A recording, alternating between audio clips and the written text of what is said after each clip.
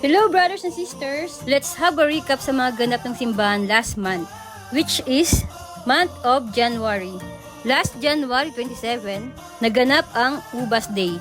And tayo naging host ng nasabing event. Sa mga hindi nakakaalam kung ano ang ubas ay ugnayang barangay at simbahan. Ang mga leaders ng ating komunidad at simbahan ay nagsama-sama para magbigay ng papuri sa ating Panginoon. At last January 30, nagbigay naman tayo ng saya sa 100 bata.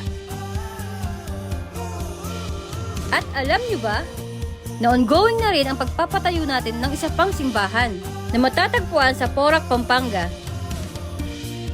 Ayan muna ang mga magagandang kaganapan sa ating simbahan. Stay tuned brothers and sisters sa mga susunod pang ganap ng ating simbahan. God bless!